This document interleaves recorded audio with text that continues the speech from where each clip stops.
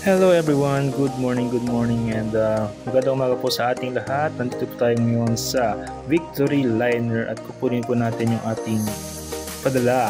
Ito na po siya, dalawang box ng ating Tokyo Vanilla Coffee. Iuwi na po namin siya papunta po sa aming bahay at ito na nga po yung ating Fortuner po pala nila yan. So bye-bye. At dito na nga nagutom si Mrs. kaya nag-hot choco muna kami. At ayan na, naiuwi na po natin yung ating Tokyo Vanilla Coffee at bubuksan na nga po natin yung ating box. Yung ating box ay napalaki at meron po siyang laman na 50 pouches ng ating Tokyo Vanilla Coffee. Ayan na po siya, ready na po itong i-deliver at ipadala sa ating mga customers, mga clients po natin na nag-order ng ating Tokyo Vanilla Coffee.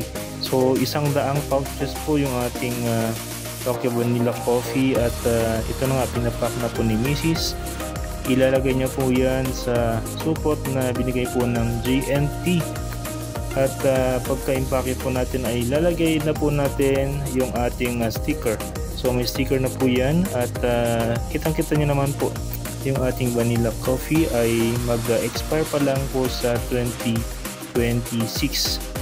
Ay na nga po si Mrs. nagmo-model ng ating Tokyo Vanilla Coffee, kaya sa mga hindi pa po nakapag-order ay mag-order na rin po kayo para hindi po kayo maubusan.